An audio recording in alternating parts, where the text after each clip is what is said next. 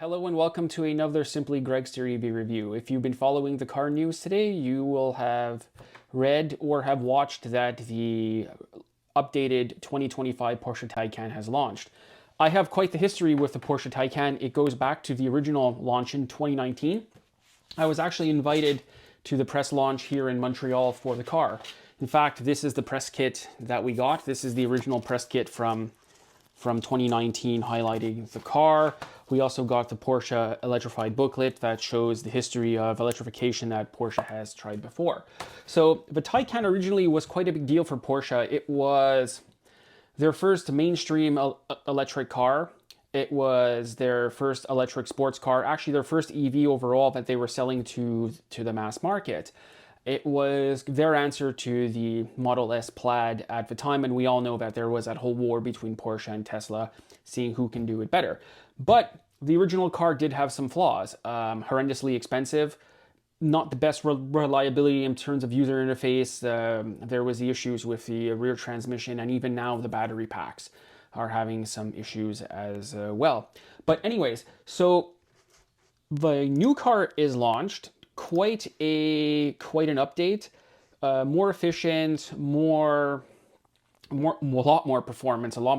It's actually their fastest model ever in their history.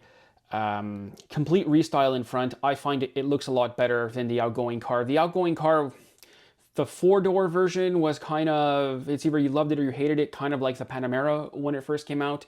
The Cross Turismo, I think they nailed it from the start. That's the car that they should have launched in the first place.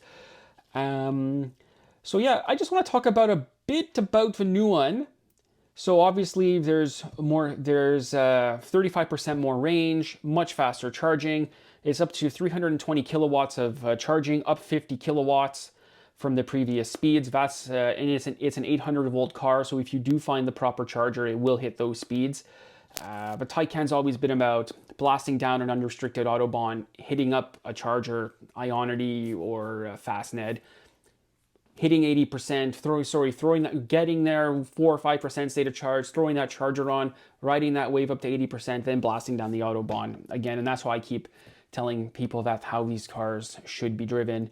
There's really nothing else like it on the market like that. They really went for the Autobahn, high speed runs, high speed driving. However, with the new one coming out, yes, it's much more updated, it's much more refined, it does have a higher price tag, unfortunately. And if you've been following prices of Taycans of late, well, they suffer from that luxury car, high-priced depreciation curve, where they kind of lose all their value instantly once you buy them. This has created a problem where now here there's actually inventory that's starting to build up. I was at the Porsche dealer on Friday. We went for an unrelated matter. We went to one of the larger dealers here. Well, there's 4 dealers in the Montreal area. They're owned by 2 different groups, so they each have 2 stores. And the amount of inventory was staggering in terms of what they had. We're not going to get into that of the gas cars, but yeah, they had quite a lot of Macans in stock. And even 911s. Yeah, they have. So that got me thinking with this launch coming up. There's quite a lot of inventory out there right now in terms of the older Panameras. Well, the outgoing model, they're still being obviously sold as new. So that got me thinking here on the Porsche's website, what's for sale in terms of new? And then we'll get into a bit of old going on. Because the old car, the outgoing car, is still absolutely fantastic. I find it's probably the best EV on the market right now. Like I said, horrendously expensive for what you get. A comparable Model S Plaid is a lot cheaper. Was it close to $100,000 cheaper in some cases? Or you can even pick up a used Model Plaid where someone else has taken the hit of depreciation on it. But no, on Porsche's website right now, Porsche Canada's website showing new inventory. I mean, there's a 2022 Taycan 4S in stock in Ottawa. I'm in Montreal, so that's about 200 kilometers away. Yeah, they're asking $163,000 for it. This is a 4S. There's no rear-wheel drives or any base Taycans in stock here for market reasons, I'm sure. Canada, we tend to purchase more higher spec cars. but that's what the dealers have in stock. They tend to keep more higher spec models in stock. Like getting a base 911 is very difficult here. Getting a base Macan is very difficult. They'll always be optioned out with some sort of option package for $15,000 or $20,000, sometimes even higher if you're going into the 911s. But no, there's quite a bit of inventory. I didn't count, but the pages just go on and on. So that got me thinking, well, if they're coming out with a new model shortly that's launching soon, what are they going to do with all this old stock to sell it out?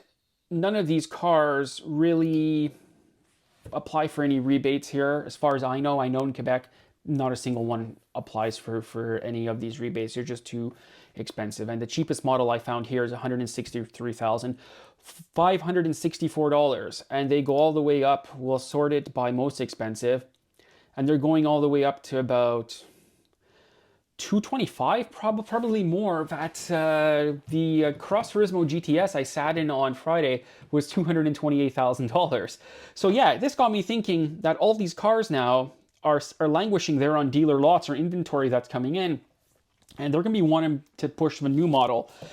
So I think we're going to start seeing quite a lot of reductions on these cars. They might not necessarily be advertised out there in the open, but if you walked in and if you wanted to do a cash deal or some sort of financing deal, well, I'm pretty sure they're going to start offering quite a bit off on these cars.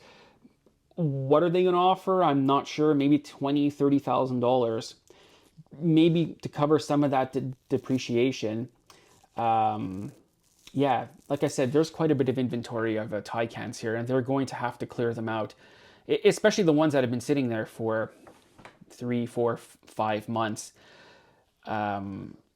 Yeah, so I think you could probably get a pretty good deal. The outgoing car, there's really nothing wrong with it. I mean, personally myself, the Cross Turismo I sat in on Friday was an absolutely beautiful car. Even in white, it was an absolutely beautiful spec. It's just that that's always been the problem with the Taycan. It's just been horrendously expensive for what it was. And when you want to go get the cheap model, the base model, well, you can't find them, or you have to wait forever to get one. And then you're like, well, I'm just going to go to Tesla and order a Model S because I'm going to have it within a month or even quicker if depending on what their production is like. But yeah, that's always been the problem with the Taycan. It drives absolutely fantastic. It's really, really well built. It is so well built. It's what you would expect from Porsche, a very high quality product, a very well engineered product. I know I covered on some issues with the with that one-speed transmission they have, and speaking to some of my friends who are mechanics at the Porsche dealerships, they're saying, well, you know, we've been doing a lot of battery repairs on them in-house. I've seen friends even in Europe doing battery repairs on the car, but that's cool. At least they repair the batteries in-house versus just throwing in a new battery pack. But yeah, there's been a couple issues with them.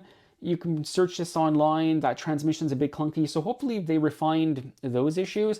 As I said, the 2025 model, you could read all about it online, watch videos. I mean, there's going to be car wow, out of spec, all the usual suspects. But I'm just more talking about what deal you could get on the outgoing models.